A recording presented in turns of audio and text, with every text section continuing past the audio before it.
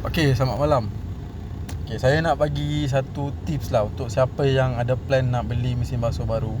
Okay, kat sini saya bagi dua contoh lah. Satu, pakcik A, satu lagi pakcik B. Okay, pakcik A ni dia beli mesin basuh, contoh Media lah, Media 7.5kg dia beli dalam 5,600. Okay, yang pakcik B pula dia beli brand Samsung, contoh Samsung, harga dia dekat 3,000. Okay, 3,000 So 3,000 tu dia beli. So yang pakcik A ni dia pakai 5 tahun atau 4 tahun baru dia rosak. Okay, kat situ dia ada dua option. Satu nak repair, satu lagi nak buang. Tapi kalau pakcik A ni dibuang, dia nak buang mesin basuh tu, dia tak sakit hati sebab mampu beli. Contoh yang pakcik B pula, habis waranti setahun 2 tahun saja mesin basuh rosak. Okay, first keluar 300 untuk repair. Okay, biar Lagi dalam setahun lagi ada lagi masalah. Cost repair tu dekat 1,000. Kau kira dah dekat 1,300. Okay, dia nak buat juga sebab tak boleh buang, mesin basuh tu mahal dia beli. So lagi dia repair, dia pakai juga. Last baru 5 tahun ada masalah lagi. Cost repair dia dekat situ 500. Okay, kat situ dia baru pakai 5 tahun tau, sudah rugi 1,800. Pakcik A pula dia nak repair boleh. Dia nak repair boleh, nak buang boleh. Contoh pakcik A tu nak buang, dia nak buang mesin basuh tu. Okay, dia buang, dia beli balik. So dia beli yang baru balik dekat 500 juga. Okay, korang kira sini, dalam 5 tahun pakcik rugi 500. Tapi dia beli lagi satu lagi, sama juga, dia pakai 5 tahun baru dia rosak. Okay, kat sini dia pakai 10 tahun. Jangka ayat dia pakai 10 tahun 2 mesin, baru rugi 1,000. Pakcik B pula baru 5 tahun dia sudah rugi 1,000 lebih, 1,800. Dah dekat ke 2,000.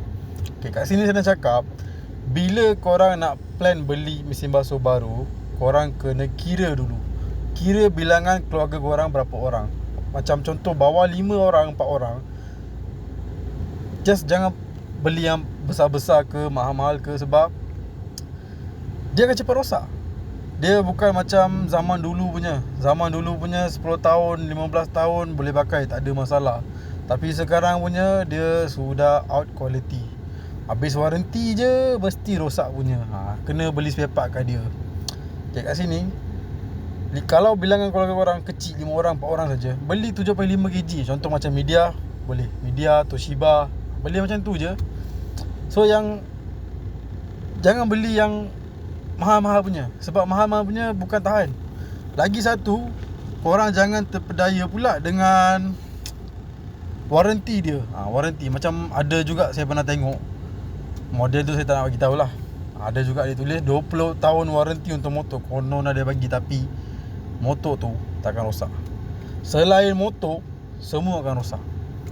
So kat sini, first korang kena tengok bila korang beli dan bilangan keluarga korang banyak ke. Kalau lebih 5 orang, 10 orang, okey, bolehlah, terimalah beli mahal, beli yang besar, kg besar punya.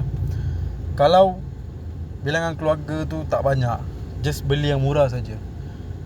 Beli 500, kalau rosak just buang saja, tak perlu fikir banyak, beli yang baru balik.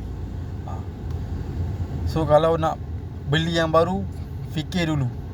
First, bilangan. Satu lagi, cost repair dia, dan tahun bila beli, berapa tahun dah pakai. Lagi satu, condition.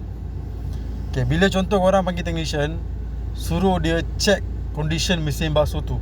Okay, contoh dia nak tukar board. Sebelum dia tukar board tu, korang bagi tahu dia untuk check condition dia lain. Macam mekanism, macam front loader boleh check bunyi bearing, drum shaft, exhaust. Macam top loading, gearbox, exhaust dan body dia. Biasa body dia cepat karat. Itu pun masalah juga. So kena, dia ada step dia. Korang just jangan repair nanti rugi tu banyak. So kat sini saya nak cakap, siapa nak beli mesin basuh yang murah, bawah tu ada mesin masuk media 7.5 kg saja, murah. Pakai 5 tahun, rosak, buang saja, beli yang baru balik. Settle. Tak perlu sakit kepala, tak perlu sakit hati. Settle je.